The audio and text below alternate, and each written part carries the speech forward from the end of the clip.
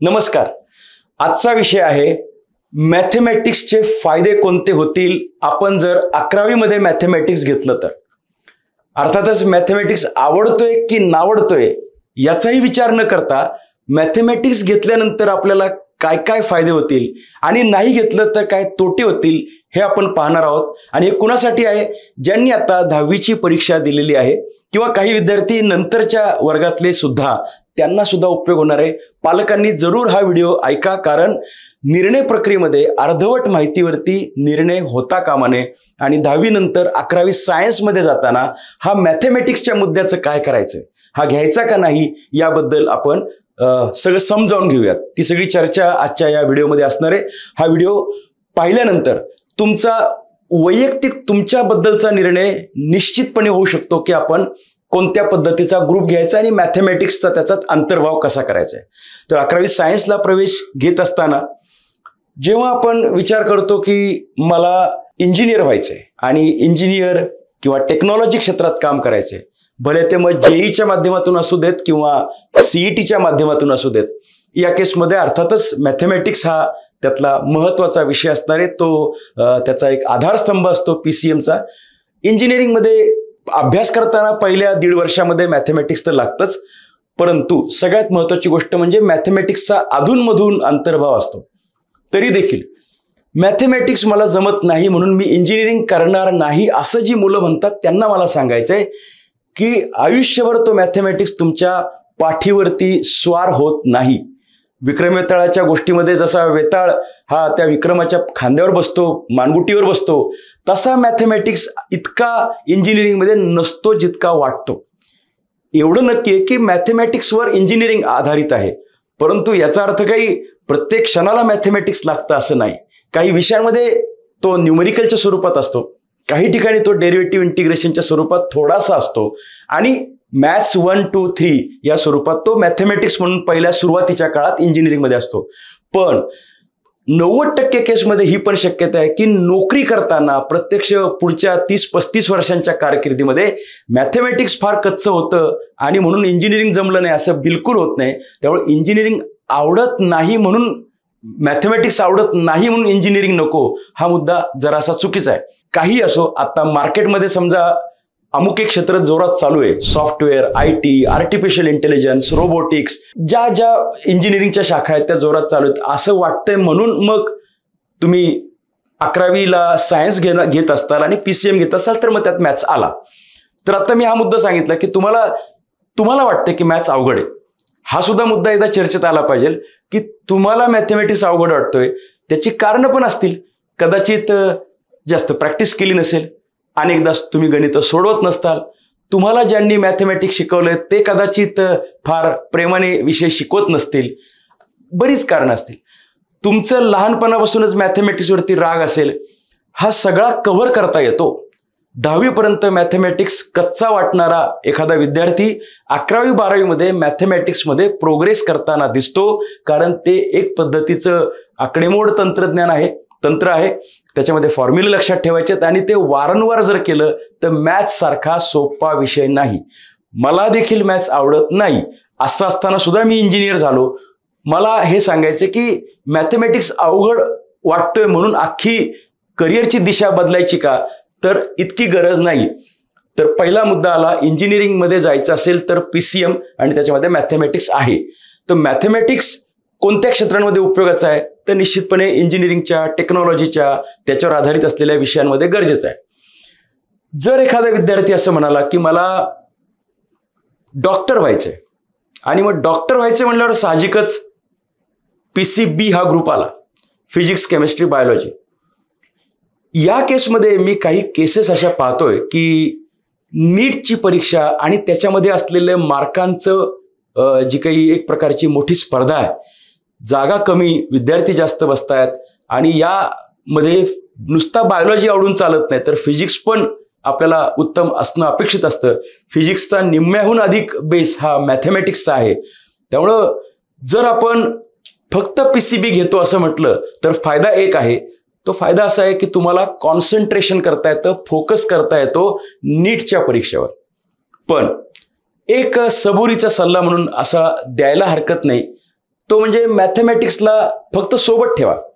म्हणजे समजा आपलं बायोलॉजीमधल्या प्रक्रियेतून नीटचं काही पुढे घडलं नाही दुर्दैवाने, तर हा सोबत असलेला मॅथमॅटिक्स आपल्याला कदाचित तारणहार ठरू शकतो. कारण मॅथमॅटिक्समुळं एकतर फिजिक्स थोडंसं पक्कं होईल, त्याच्यात एक थोडा अंश त्याच्यामध्ये आहे. 100% हे विधान पूर्ण खरं नाही, पण मॅथ्समुळं फिजिक्सला फायदा होऊ शकेल. दुसरा मुद्दा असा आहे की जर आपण PCBच्या माध्यमातून नीटवरती तयारी केली, फोकस केला आणि फक्त MHT CET द्यायची म्हणून जरी दिली, या केसमध्ये जो काही स्कोर येईल तो स्कोर इंजिनिअरिंगच्या प्रवेशासाठी पुरेसा असणार आहे. भले त्याच्यातून फार नंबर 1चं कॉलेज नाही मिळालं तरी चालेल, पण इंजिनिअरिंगला म्हणजे वर्ष वायाला जाणार नाही किंवा आपण मागे राहणार नाही.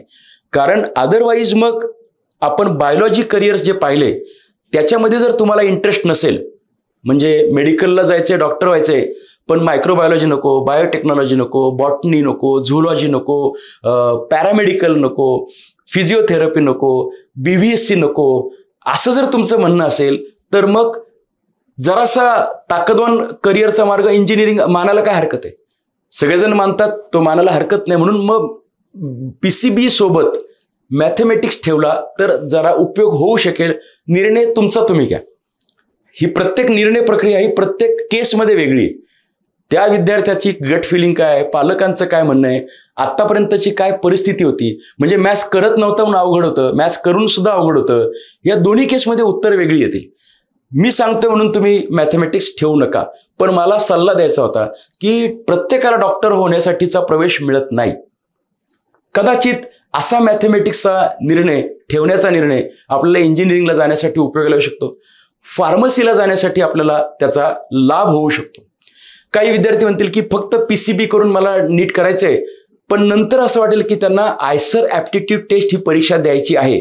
IAT आयसर ॲप्टिट्यूड टेस्ट, संशोधक होण्याची परीक्षा. अरे पण त्याच्यामध्ये मॅथमॅटिक्सला 25 मार्क आहे, 25 प्रश्न आहेत ना. मग ते प्रश्न जर तुम्हाला पक्के करायचे असतील, कारण फक्त 7च ठिकाणी आयसर आहे, आयसरमध्ये जाण्यासाठी आपल्याला मग मॅथ्स लागलं असतं, म्हणून कदाचित मॅथ्स इथं उपयोगाला येईल. म्हणजे इंजिनिअरिंगमध्ये जाण्यासाठी तर लागणारच आहे, फार्मसीमध्ये जाण्यासाठी हरकत नाही घ्यायला, ते बायोलॉजीच्या आधारावर पण जाऊ शकतं, पण PCMचाही उपयोग त्याच्यामध्ये होत असतो. पुढचा मुद्दा आला तो म्हणजे आयसर ॲप्टिट्यूड टेस्टला.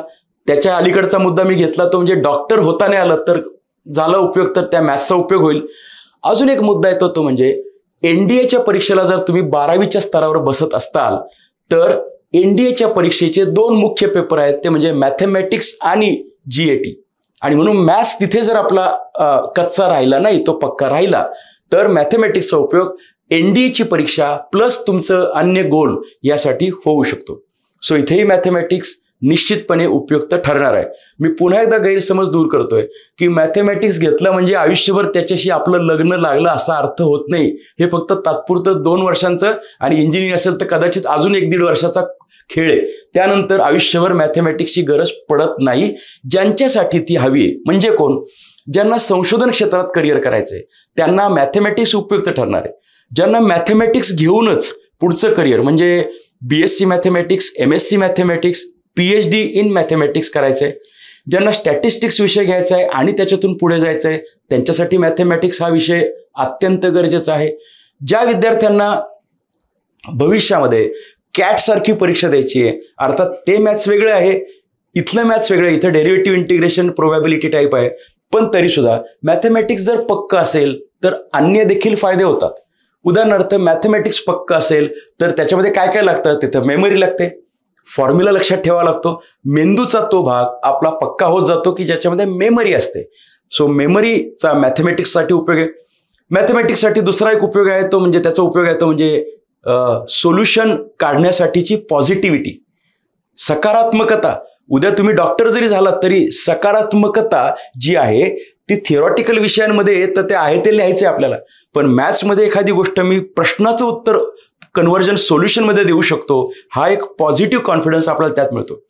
निर्णय प्रक्रिया, भविष्यामध्ये तुम्हाला उद्योजक व्हायचंय, मॅनेजर व्हायचंय, मोठा कोणीतरी अधिकारी व्हायचंय, या केसमध्ये तुमची निर्णय क्षमता खूप महत्त्वाची असते.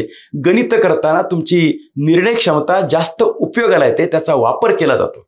म्हणजे पुन्हा वरिष्ठ मोठ्या पदांवरच्या कामांमध्ये जर आपला मेंदू तल्लक असेल तर ते उपयुक्त ठरतं. हा मेंदू तल्लख बनवण्यासाठी मॅथमॅटिक्स लगेच 10वीतच सोडून द्यायचा याची गरज पडत नाही. पुन्हा सांगतोय, ज्याला नीटवरती कॉन्सन्ट्रेट करायचंय, PCBच घ्यायचंय, मॅथ्सची गरज वाटत नाहीये, जिंको किंवा मरू अशा पद्धतीने, म्हणजे हे किंवा ते असं, म्हणजे खाईल तर तुपाशी अशाच पद्धतीचं असेल त्यांनी मॅथ्स घेऊ नये.